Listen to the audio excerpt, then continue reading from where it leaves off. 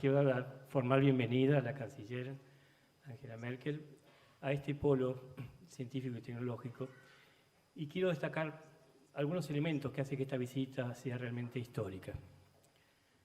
En primer lugar, la presencia en Argentina de la señora canciller es una muestra clara del fortalecimiento, de la consolidación de las relaciones entre nuestros países, no solo a nivel político, sino económico. Hay una larga trayectoria de empresas alemanas con un fuerte componente tecnológico que se han radicado en Argentina, en algunos casos desde hace casi un siglo. En segundo lugar, el hecho de que esta conferencia se dé aquí destaca también una trayectoria también de casi 2 siglos, en este caso, de colaboración entre Alemania y Argentina, que ha sido muy fructífera, no solo en la producción de trabajos científicos, sino a nivel institucional. Cabe recordar que por iniciativa del presidente Sarmiento en 1862, el doctor Burmeister, que vino de Alemania, creó la Academia de Ciencias de Argentina, que aún hoy subsiste.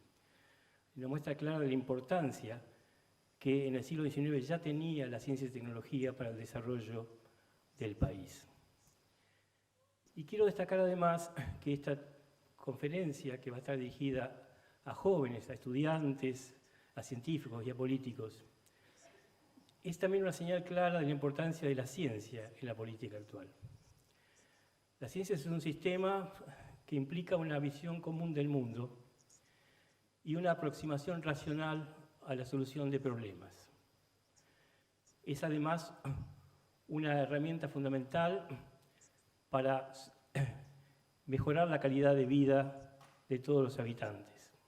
Por lo tanto, hoy por hoy, la ciencia es una herramienta imprescindible de la política. Y el hecho de que esta conferencia, de tal vez el líder mundial de mayor relevancia, se dé en este entorno, debe llevarnos a pensar que el futuro requiere de una política que use de la ciencia. Así que agradezco una vez más la presencia de la canciller y la invito a iniciar su conferencia.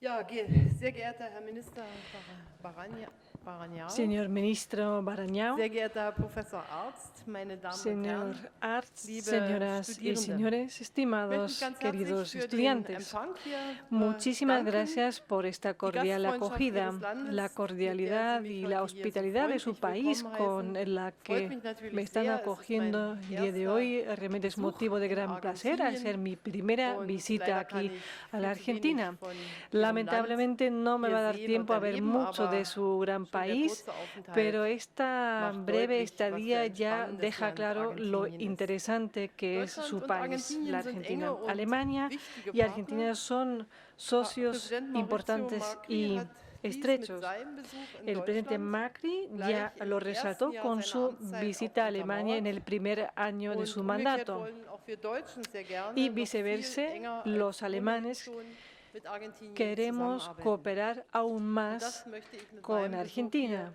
in Ihrem Y Land eso es natürlich lo betonen. que quiero resaltar con Der esta mi Minister hat visita a es su eben schon país. gesagt, der El señor Austausch ministro zwischen ya lo Argentinien und dijo, el Deutschland hat eine intercambio gute entre la Argentina y Tradition. Alemania cuenta con una Nahm muy buena institutionalisierte tradición. Formen an, Tomó lange bevor es formas die Argentinische institucionales Republik und erst mucho recht tiempo bevor es die antes de que Bundesrepublik existiera Deutschland la gab. República Argentina Bereits y im la Jahre República Federal de Alemania. 1829 En ernannten die deutschen Städte Hamburg und 1829, Frankfurt las ciudades Honorarkonsul in alemanas de Buenos Aires. Hamburgo y Frankfurt Darauf nombraron a bauten dann die weiteren cónsules Kontakte auf, honorarios damit en nahm auch Argentina. Handel und Eso Investitionen ihren Lauf. hizo Als prosperar el 1857 comercio. die erste Eisenbahnstrecke Cuando en Argentiniens gebaut wurde, 1857 se construyó kamen el die primer tramo de Zeigertelegrafen ferrocarriles de dafür Argentina, aus Deutschland.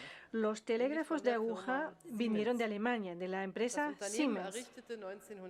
En 1914, la empresa Siemens construyó su primera fábrica fuera de Europa, aquí mismo en Buenos Aires.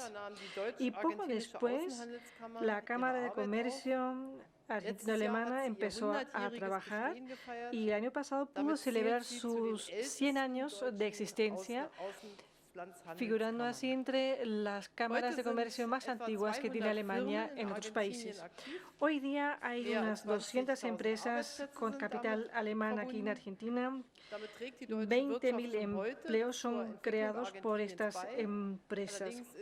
Así que Alemania ya contribuye al crecimiento de la economía argentina y he venido acompañada de una fuerte delegación de empresarios para justamente desarrollar todo este potencial. Y una clave para el desarrollo de cada país es la innovación. Estamos aquí en un polo científico y tecnológico y nuestra sociedad Max Planck tiene un instituto socio en este complejo tan moderno y la sociedad de Helmholtz también ya está presente aquí. Y cuando el presidente Macri estuvo en Berlín el año pasado, sentamos las bases para que en el futuro también la sociedad Fraunhofer pudiera cooperar con Argentina en temas de urbanismo.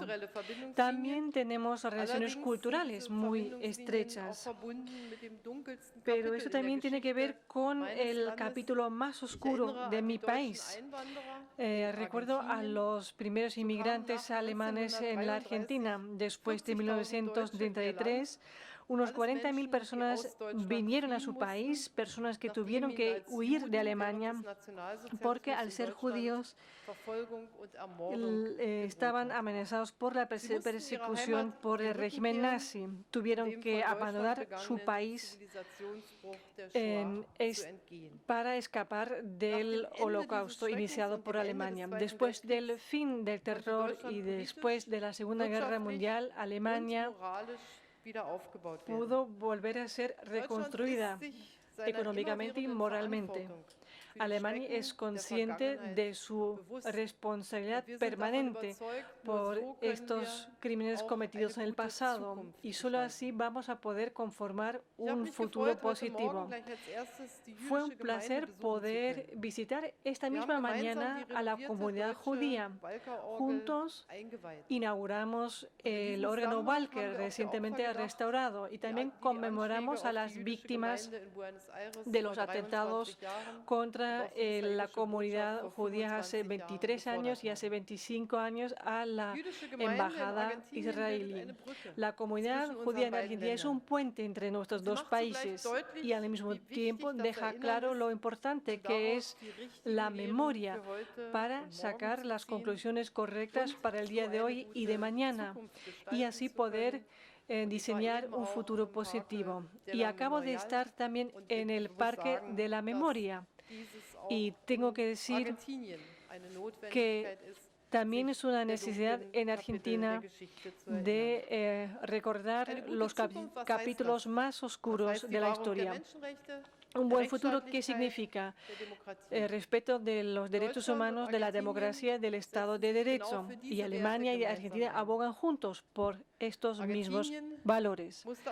Argentina también tuvo que hacer la experiencia dolorosa que una democracia, una vez que sea conseguida, no se sobreentiende porque se puede volver a perder cuando se pierde el apoyo de los ciudadanos y cuando falta la disposición de la mayoría de defender esta democracia.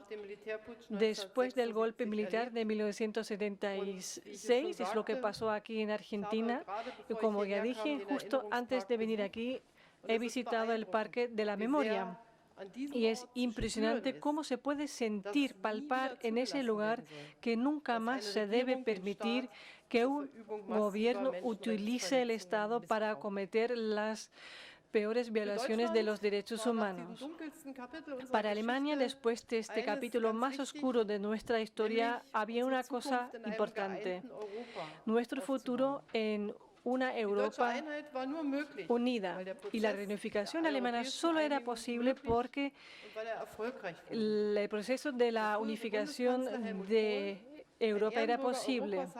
El antiguo canciller Helmut Kohl dijo siempre que la unidad alemana y la Unión Europea eran las dos caras de la misma moneda. La integración europea fue, es y seguirá siendo un proyecto extraordinario de acercamiento y de imbricación de países que a lo largo de siglos fueron enemigos. Nos garantiza a los europeos la paz, la libertad y también prosperidad.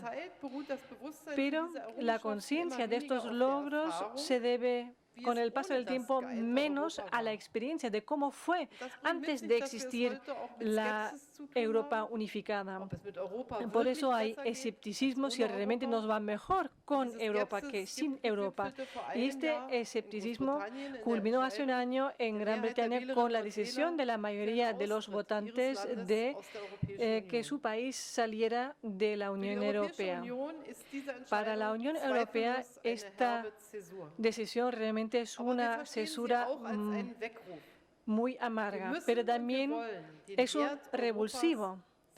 Tenemos que hacer que el valor de Europa sea más visible para que en el futuro los 26 miembros de la Unión Europea estén de acuerdo en eso. Queremos demostrar que es mucho mejor y que tendrá más éxito si hacemos frente a los desafíos globales que si lo hacemos cada uno por nuestra cuenta.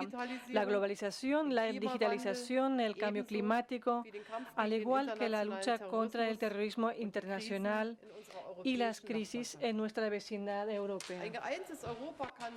Una Europa unida a escala internacional puede defender sus valores y sus intereses. Y por supuesto estamos buscando la cercanía con otras naciones en el mundo. Estoy firmemente convencida de que en un mundo globalizado se trata de tender puentes y no de levantar puentes levadizos. Quien se aísla estará lejos de los desarrollos internacionales, pero los que apuestan por la globalización puede aprovechar las oportunidades que brinde la globalización. Acercarse de manera justa, de manera abierta, es un asunto que nos une entre los alemanes con Argentina. Y el intercambio sale en provecho de ambas partes, desde el comercio, pasando por la cultura y la ciencia, llegando hasta muchos contactos personales, contactos múltiples y multifacéticos. Lo importante es que todos sean ganadores del desarrollo, pero por supuesto estoy consciente de los grandes desafíos ante los cuales se encuentra Argentina. Tienen en la agenda del día unas reformas ambiciosas. El camino a veces es piedroso, pero yo creo que a la larga vale la pena emprender este camino hacia una mayor competitividad. Y en este camino las empresas alemanas pueden ayudar. Tienen conocimiento técnico que puede ayudar a la modernización de la infraestructura, puede ayudar en la eficiencia energética, en la ampliación de las energías renovables. Hace 60 años en Alemania se publicó el libro Bienestar para Todos. El autor, Ludwig Erhard, en ese momento fue ministro de Economía y después canciller federal, y él allanó el camino hacia la economía social de mercado en Alemania. Esta economía social de mercado hace una relación entre el éxito empresarial y la responsabilidad social. Esta economía social de mercado es el ejemplo del modelo de una historia de éxito ejemplar de Alemania. Es una historia de éxito porque se guía por la idea de que una participación de todos en el auge crea una mayor cohesión social. La idea es que los más fuertes ayuden a los más débiles, y la economía social de mercado también dice que la paz social es posible. Esto es un bien muy valoroso de nuestra sociedad y de nuestra democracia. De esta manera se puede llevar a cabo un debate pacífico sobre cómo acometer los desafíos, y no solamente los desafíos económicos, sino también los políticos. Yo creo que también en América Latina se puede constatar algo semejante. Hay ejemplos alentadores como los fuertes conflictos se pueden superar a través de procesos de solución democráticos. Cabe recordar Colombia. El último premio Nobel de la Paz se otorgó a Juan Manuel Santos, el presidente de Colombia. Fue galardonado por su compromiso de poner fin a una guerra civil de décadas de duración, y el debate público sobre este acuerdo no fue nada fácil. Hubo, por ejemplo, un referéndum. Eso fue un revés, porque este referéndum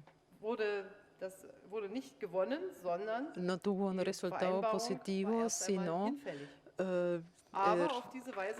se desaprobó el acuerdo, pero de esta manera se podía incluir mejor las reservas de los opositores y por lo tanto se incrementó la posibilidad de lograr una paz. Ahora todos tenemos la esperanza de que se implemente plenamente el acuerdo de paz y que las negociaciones, las conversaciones con el ELN sean fructíferas. Pero también en América Latina hay ejemplos de lo que pasa cuando estados recortan el margen de actuación de la oposición, cuando ponen el interés de pocos sobre el interés de la gran mayoría, y al final el Estado de Derecho democrático está socavado totalmente. Esto es algo que desgraciadamente vemos en Venezuela. Muchas personas están sufriendo de la desastrosa situación de abastecimiento, y esto en un país con muchos recursos naturales. En enfrentamientos violentos ya decenas de personas perdieron su vida. Yo quiero alentar a los estados de esta región de no cesar en sus esfuerzos en favor de una solución pacífica en Venezuela.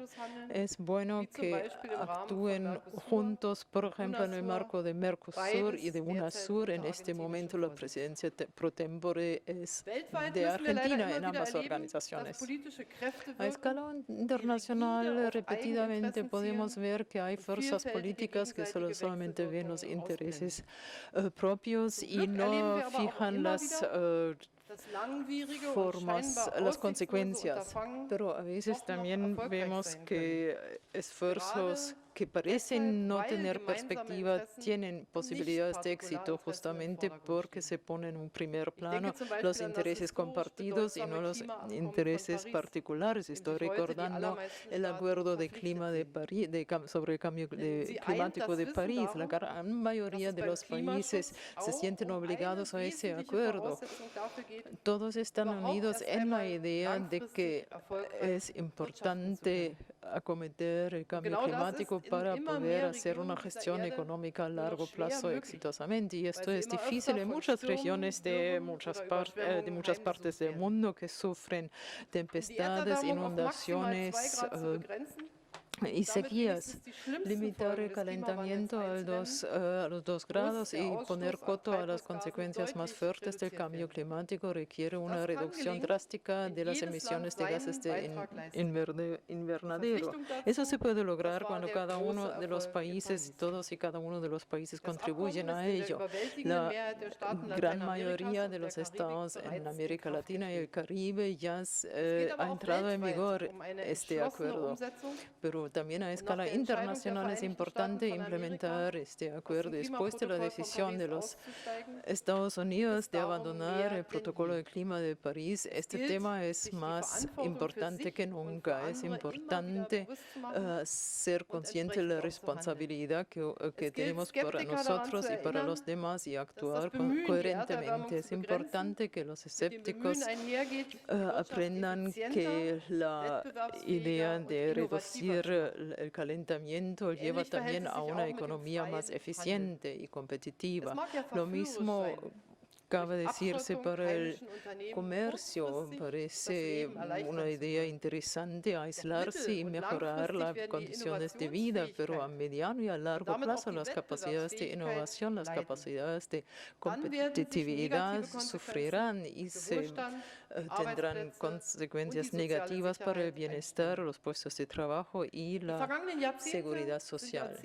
Las últimas décadas son décadas de relaciones económicas internacionales cada vez más intensas y en resumidas cuentas llevaron a un gran progreso y un incremento del bienestar. La respuesta del proteccionismo a la globalización no sería otra cosa que un fuerte revés. Argentina va a organizar este año la conferencia ministerial de la OMC. De esta manera, la Argentina contribuye a que el sistema comercial mundial de la OMC basada en reglas sea mejor desarrollada. Yo veo esto como un apoyo a ver estas reglas como las arterias vitales para el bienestar de todos. Importantes son también los actos bilaterales y regionales. En ese sentido, estoy muy contenta que los acuerdos entre el Mercosur y la Unión Europea ahora, después de muchos años, tienen una nueva dinámica.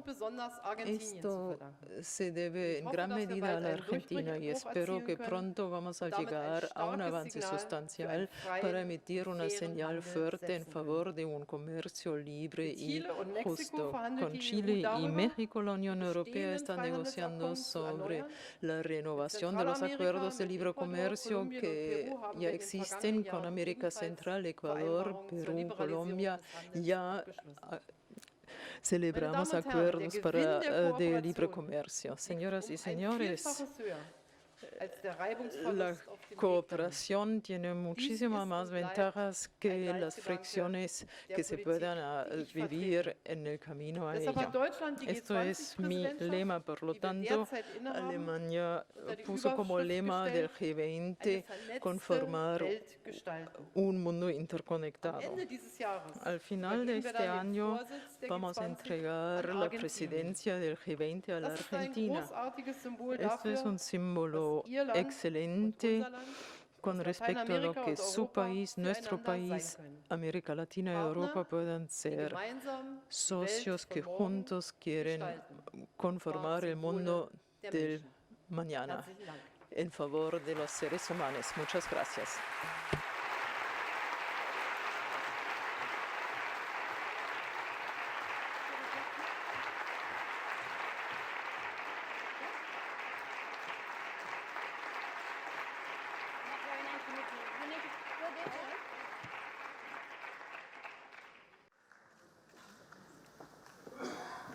Muchísimas gracias, doctora Merkel. Vamos ahora a dar lugar a un espacio de preguntas. Les pido por favor que levanten la mano quien quiera hacer una pregunta y micrófonos a los costados. Y cuando la hagan, que por favor digan su nombre y su institución. Ahí hay una chica, usted sí.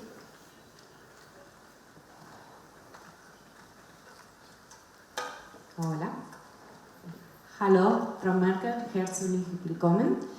Ich heiße Manuela, me llamo Manuela, soy egresada de la UBA, de la Facultad de Derecho, también soy investigadora en el marco de esta universidad y quería consultarle respecto a las posibilidades, a las temáticas que usted cree que serían interesantes desarrollar para generar puentes entre los investigadores, tanto de Argentina como de Alemania.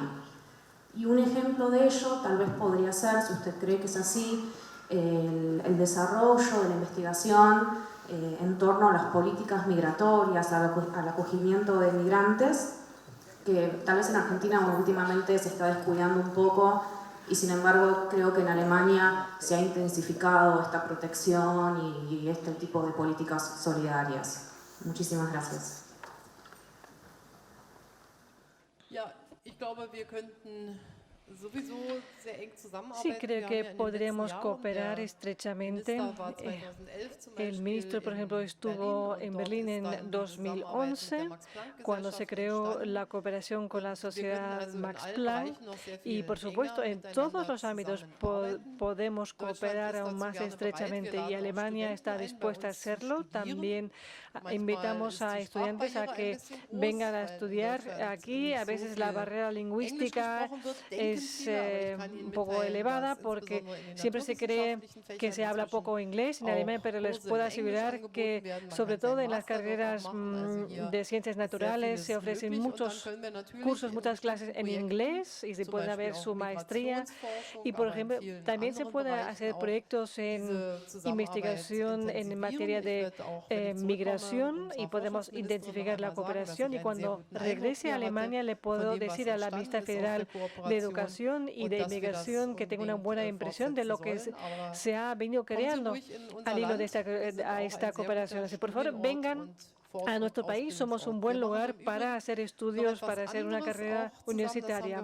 Y hay otra cosa que vamos a hacer juntos. Las empresas alemanas que ya están aquí presentes también están muy comprometidas con la formación profesional. La Cámara de Comercio, de la que ya hablé, realmente es la mejor interlocutora para eso. Hay una red de buenas escuelas técnicas en Argentina que se pueden utilizar para la formación profesional, y esta formación dual, como se llama en Alemania, reúne la formación teórica y la formación práctica. Creo que para los jóvenes argentinos sería un buen proyecto de cooperación porque Argentina es un país muy joven, ¿no es cierto? Y hay muchos jóvenes que están buscando trabajo y por eso en este ámbito también deberíamos cooperar aún más.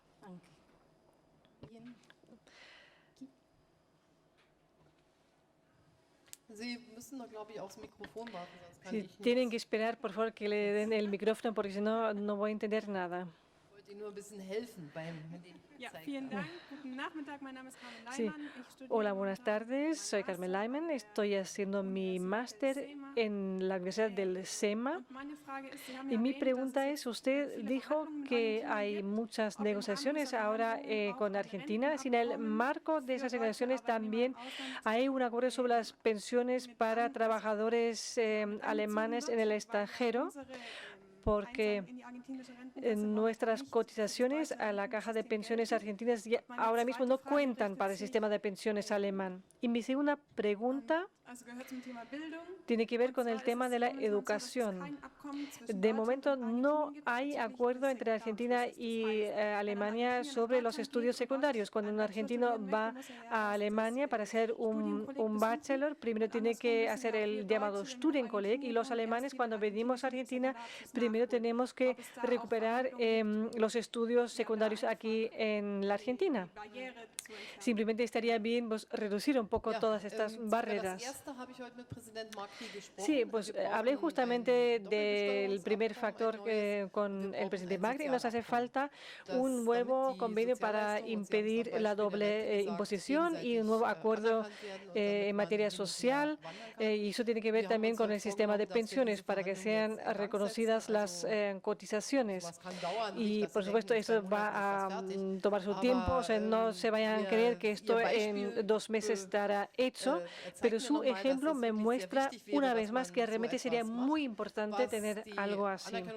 En cuanto al reconocimiento de estudios, después de mi viaje hablaré con la ministra responsable de la educación y la formación.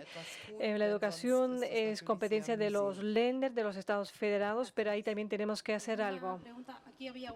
Gibt es noch eine Frage? Ich glaube, hier vorne gar noch eine Frage. Me llamo Marcos Villarone, soy germano-argentino. Es un gran placer poder darle la bienvenida aquí. Llevo 3 años estudiando ciencias políticas aquí en Buenos Aires y antes me crié entre Francia, Alemania y Suiza. Una pregunta sobre la Unión Europea. ¿Cree usted que una nacionalidad germano-francesa podría ser algo como un pionero a una nacionalidad nacionalidad europea para así abolir los pasaportes nacionales. Y segundo, Italia y España, como países de inmigrantes, tienen acuerdos específicos con Argentina para que los descendientes tengan libre acceso a la nacionalidad. Aquí también hay enclaves alemanes, pero es muy difícil establecer este vínculo con Alemania. ¿Cree usted que ahí podríamos a lo mejor avanzar un poco? Pues de hecho la ciudadanía europea la tenemos. Por ejemplo, los ciudadanos europeos también pueden votar en las elecciones municipales. O sea, una nacionalidad germano-francesa no sé si va a ser útil, pero a través de esta ciudadanía europea vamos a poder seguir integrándonos. Es decir, la ciudadanía europea dentro de la Unión Europea es lo que se podría intensificar. Tenemos la libre circulación y muchas otras cosas dentro de la Unión Europea. En cuanto a la segunda pregunta, es un tema un tanto complicado. De hecho, Alemania como país considera que la doble nacionalidad debería ser la excepción. Se permite también para los ciudadanos europeos, o sea, si alguien viene de Polonia o de Francia y quiere adquirir la nacionalidad alemana, pues no tengo que renunciar a mi nacionalidad polaca o francesa. Si son personas de origen alemán, pero llevan muchos años viviendo en el extranjero, no queremos la doble nacionalidad, sino queremos que esto no se perpetúe hasta la eternidad, pero no sé si este vínculo con Alemania si solo puede existir teniendo la nacionalidad alemana, o sea, el que habla alemán, el que pasa mucho tiempo en Alemania también.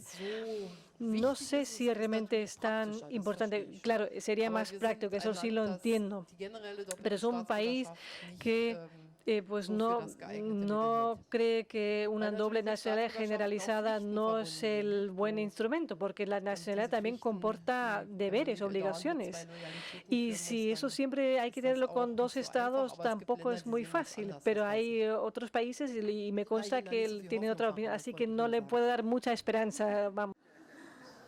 Aquí, ahora vamos del lado izquierdo. Aquí el chico. Sí. Bueno. ¿Podrías presentarte, tu nombre y la institución a la que representas? Buenas tardes. Me llamo Federico Krains. Soy funcionario de la provincia de Buenos Aires y miembro de la ONG Frente Joven. Quería preguntarle, dado que un dirigente tiene que pensar a largo plazo, ¿cuáles son los desafíos que usted ve a nivel mundial de acá a 20 años?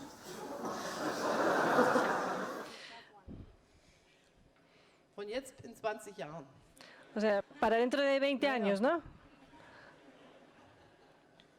Bueno. Bueno, 20 años, viéndolo así, no es tanto tiempo, tampoco. Also ich glaube, dass wir durch verschiedene schwierige oder herausfordernde Creo que vamos a pasar por distintas fases difíciles con muchos desafíos. Primero, tenemos desarrollos demográficos muy variados en todo el mundo. En Alemania la situación es la siguiente: la población está envejeciendo en su promedio.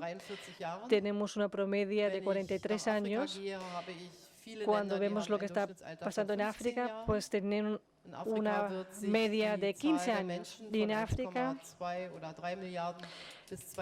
de aquí a 2050, o sea, más de 20 años, no serán 1.200 millones, sino 2.600 millones de personas. Hay que darles comida, sustento para alimentarse, trabajo, porque ellos también sufren el cambio climático. Ese será uno de los grandes desafíos del futuro. La Agenda 2030 en su conjunto también es una tarea para los próximos 15 años. La lucha contra la pobreza, el acceso a la salud, Y en Europa vemos que si no les damos esperanza a esas gentes en África, vamos a sufrir una fuerte presión migratoria porque van a querer ir a Europa para tener una vida mejor. Y eso me lleva al segundo desafío. La digitalización cambiará profundamente nuestras vidas con todas las ventajas y riesgos que eso conlleva. Las oportunidades son la gran transparencia, saber muchísimo más sobre el mundo, pero por el otro lado existe la ciberdelincuencia que también presenta nuevos riesgos y desafíos. Y viendo la digitalización para los jóvenes de aquí realmente es algo muy concreto, porque en qué esto va a influenciar en nuestras profesiones, en nuestro trabajo. Habrá distintos tipos de producción, un mundo laboral completamente cambiado con respecto a lo que conocemos hasta ahora. Y el cliente va a ser el que lo va a decidir todo. Habrá muchos productos producidos de forma individualizada. De aquí a 20 años hará falta un permiso especial para poder conducir un auto, porque somos el mayor riesgo. Habrá conducción automatizada, habrá nuevas tecnologías de impulsión, cambiará también la generación de energía. De momento no sabemos qué nos puede aportar la inteligencia artificial, qué nos va a permitir, cómo se va a desarrollar la cooperación entre el ser humano y la máquina y cuáles van a ser los efectos sobre la medicina. Y habrá muchos interrogantes éticos, si se puede reparar, entre comillas, todos en un ser humano, si se puede reparar el código genético, porque este debate ético solo se está llevando de país a país. Y también tenemos la responsabilidad de lo que se está publicando en Internet. Y de momento eso no existe como lo conocemos en cuanto a los periódicos, porque el que publica un periódico en Alemania es responsable según la ley de medios, pero si cada uno puede ser periodista, publicar un blog, entonces ¿quién es responsable de lo que es verdad y lo que no es verdad? Creo que todo eso nos va a ocupar y mucho. Así que creo que habrá muchas oportunidades, pero que habrá necesidad de muchos debates de dónde están los límites un poco y cuáles son las reglas para que no entremos en graves crisis, como ya lo vivimos con la crisis financiera del año 2007, porque de hecho solo fue posible con la digitalización, porque se desarrollaron productos bancarios que no se hubieran podido calcular de forma manual. Y luego la creación de redes con los ordenadores sin reglas pues causó estragos y hizo que se perdiera mucho valor, donde al final tuvo que pagar el ciudadano normal. Estos son algunos de los desafíos que veo, pero sí que tengo realmente una mirada optimista hacia el futuro. Es muy interesante. O sea, los jóvenes están creciendo en un tiempo realmente interesante porque hay mucho todavía por investigar y por saber. Federico, que fue un gran panorama. Aquí el señor. Sí. Eine exponentielle Zunahme der Un incremento exponencial de los que plantean preguntas. Es increíble cuántos quieren formular preguntas.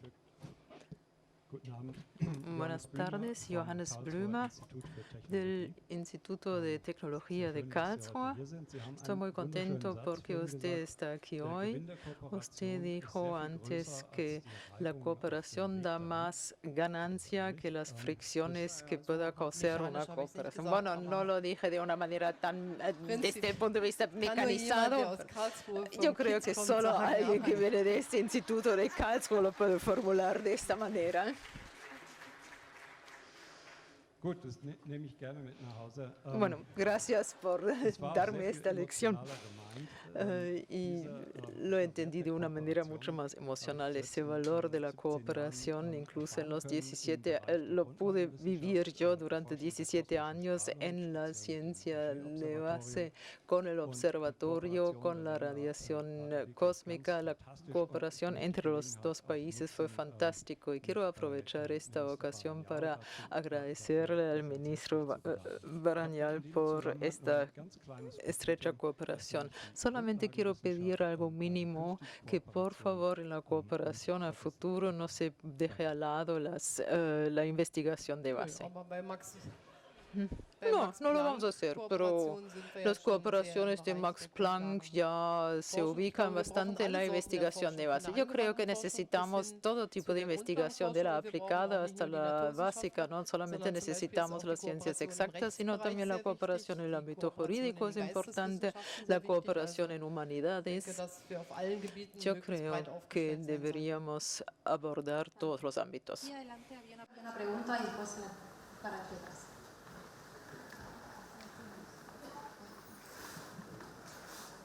Gracias, mi nombre es Jorge Tesón, trabajo en CONICET aquí, en el edificio.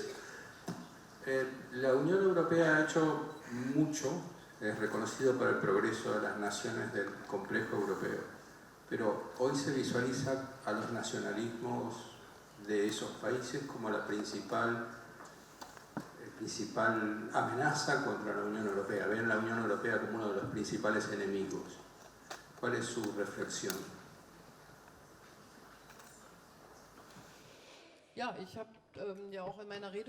Bueno, en el discurso yo también hablé del escepticismo que se ve en muchos estados europeos.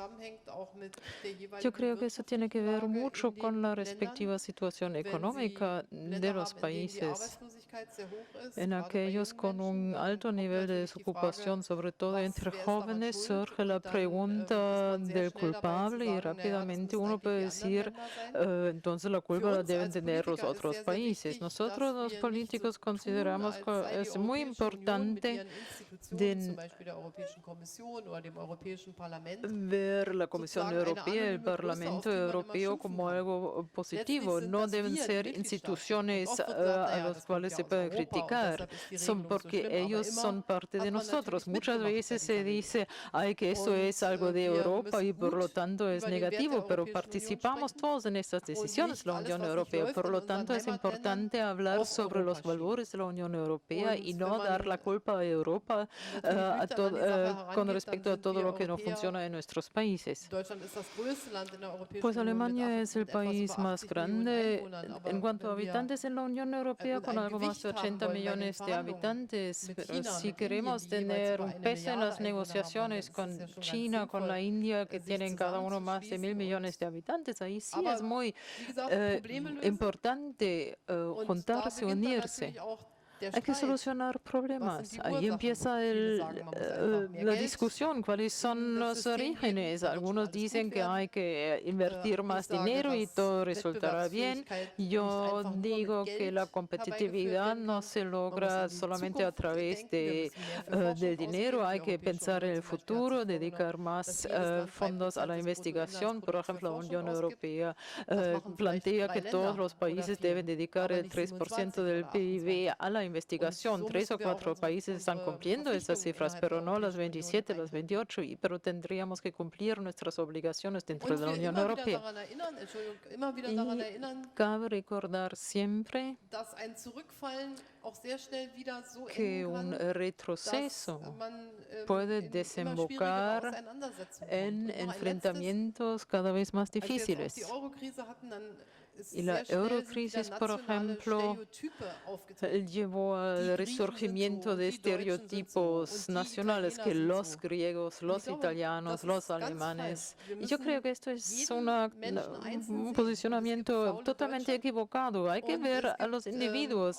Hay alemanes que no quieren trabajar y hay griegos con mucha ansiedad y esos estereotipos son negativos. Hay que actuar en contra de ellos. ¿Tenemos tiempo para más? Vamos a hacer última pregunta. Eine letzte Frage vielleicht da vorne. Gracias. Vielen Dank.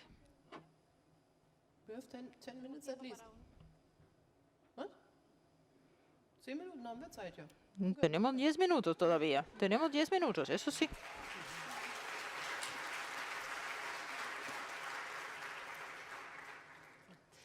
Buenas tardes, soy Pamela Martín García, soy activista feminista, militante política e integrante del Grupo Joven del Consejo Argentino para las Relaciones Internacionales.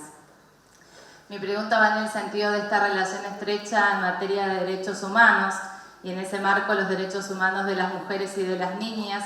Se finalizó y usted estuvo presente en el Women 20 y la reconocemos y es una de las mujeres más poderosas del mundo, que ha llegado a un importante espacio de decisión. A las mujeres nos lleva una carrera de obstáculos alcanzar a esos espacios. Entonces, bajo la gran sombrilla de la Agenda 2030, que tiene como elemento transversal la igualdad de género para alcanzar el desarrollo sostenible, y de cara al G20 en Argentina, en un marco de empoderamiento de las mujeres, ¿cuáles son sus ideas para llevar adelante una cooperación en materia de derechos humanos de mujeres y niñas? Gracias.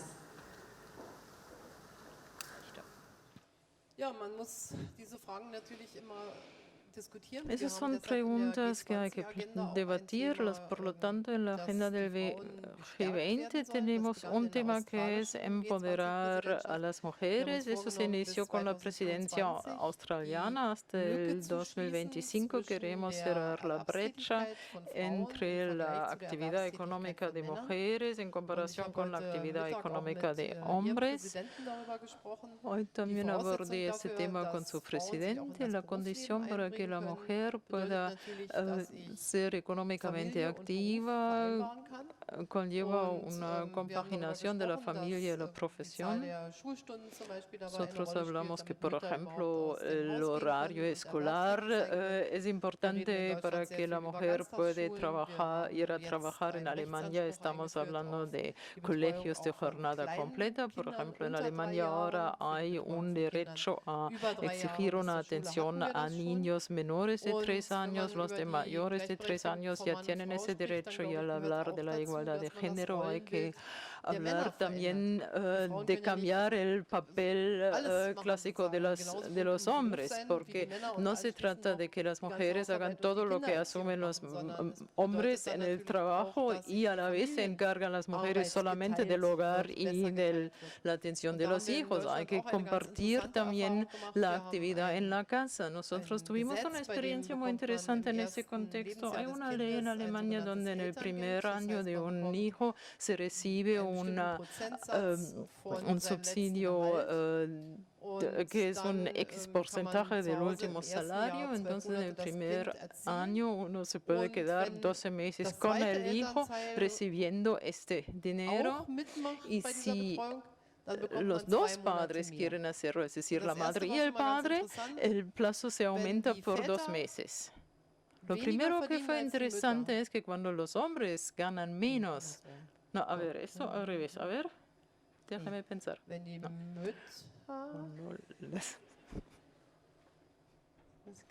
Bueno, a ver, ¿cómo era? Cuando las mujeres ganan más que los padres, regresan pronto al trabajo y los padres se quedan con el subsidio por hijo. Y si es al revés, y normalmente es al revés, que los padres ganan más, entonces por lo menos ya un alto porcentaje de los padres se acogen a los 2 meses de atención a los hijos. Y esto realmente es una experiencia muy interesante, porque de repente los padres se dan cuenta que las madres tienen una tarea bastante completa de atender a sus hijos, y a partir de ahí se llega a compartir el trabajo de una mejor manera. Yo creo que esos son pasos que hay que dar. No solamente la mentalidad de las mujeres tiene que cambiarse, sino también la de los hombres. Y los empleadores lo deben ver como algo muy normal. Deben saber que cuando yo empleo a un joven, un hombre o una mujer, no puedo puede estar seguro quién se quedará en casa para criar el hijo, sino crear las condiciones para que vuelvan a incorporarse en el trabajo. Hier adelante había una pregunta. Hier vorne gab es noch eine Frage. Patricio Cargo. Patricio Cargo. Desde el punto de vista del proceso de toma de decisiones, es interesante el ejemplo que da Alemania. Nunca tiene miedo a tomar decisiones difíciles y nunca tiende a tomar decisiones fáciles o a tomar atajos en general. Hay ejemplos como la reunificación alemana o la incorporación de los países del este de la Unión Europea o la reforma laboral en el tiempo de Schröder o, en el caso suyo, la admisión de más de 1 millón de inmigrantes a Alemania, que Bernard Kouchner, el ex canciller de Francia, dice que con eso ha salvado la dignidad de Europa. Entonces, la pregunta para mí es, ¿qué explica esa tendencia a tomar decisiones difíciles, a evitar en la mayoría de los casos atajos? ¿Qué hay en el sistema alemán que garantiza eso? Naja, also ob wir ganz so glorreich sind, wie Sie das darstellen, das si todo ha sido tan schwierige glorioso como usted lo ha presentado, lo pongo en duda. Muchas decisiones se tomaron muy tarde. Por ejemplo, las reformas del mercado laboral se adoptaron cuando el número de desocupados era de 5 millones, ya no había alternativa, entonces se optó por la vía correcta. La reunificación alemana, eso fue una alegría, por supuesto. Yo soy de la ex-RDA. Los y los ciudadanos de la RDA hicieron escuchar su voz. Cuando se introdujo la unión monetaria, eso fue una decisión realmente difícil, introducir la moneda de la noche a la mañana, dar a un país económicamente mucho más débil la misma moneda como a Alemania Federal. Esto tuvo un costo social muy grande porque la competitividad ya no existía y había mucha desocupación, pero la gente de la RDA dijo prácticamente, si no nos dan el marco alemán, nos quedamos, y si no tenemos el marco de Alemania Federal, nos vamos a la República Federal de Alemania. Entonces se optó por dejarnos en nuestras casas y darnos esta moneda. En cuanto a los refugiados, es algo que sí me pareció correcto, que en esta extraordinaria situación humanitaria de emergencia ayudemos, pero no fue una decisión preparada a largo plazo, sino yo pienso que hay valores y principios y hay situaciones históricas donde uno tiene que comprobar si su actuación práctica corresponde a sus discursos. Y vivimos fases de esta índole. Por ejemplo, en aquellas partes la República Federal, en aquellos tiempos la República Federal de Alemania siempre dejó el derecho a los habitantes de la RDA de tener la nacionalidad de la República Federal. Y también hablaron siempre de la reunificación y algunos lo veían como algo no necesario, pero cuando se plantea la situación hay que hacerlo también. En Alemania hay muchas disputas, hay muchos debates. Lo que sí logramos bastante bien, según mi juicio, es que contamos con un sistema político y los aliados tras la Segunda Guerra Mundial prestaron mucha importancia a ello, que nuestro sistema político es un sistema de checks and balances a través de coaliciones a nivel nacional, la cooperación entre el Estado y los estados federados, las regiones. Siempre estamos en una situación de llevar a cabo conversaciones, de practicar una cultura de debate y de diálogo. Y la economía social de mercado lleva esta cultura de diálogo también al sector económico entre los sindicatos y los empleadores, porque están permanentemente en un sistema de negociación sobre salarios, condiciones de trabajo, etc. Y a mí me parece esencial que haya un clima de debate de este tipo en una sociedad para resolver problemas, porque mientras que esté hablando con alguien, no puedo decir hablar totalmente negativo de esta persona, sino mientras que hablo con una persona puedo aprender también de la otra persona y mantenerlo, conservar esta cultura de diálogo me parece muy importante y no ver en el otro solamente un enemigo, sino ver en el otro también algo positivo.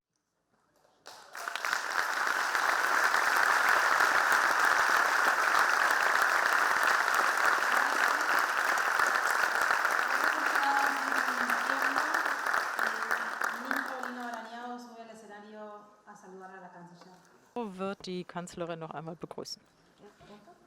Ja, danke schön. Muchas gracias.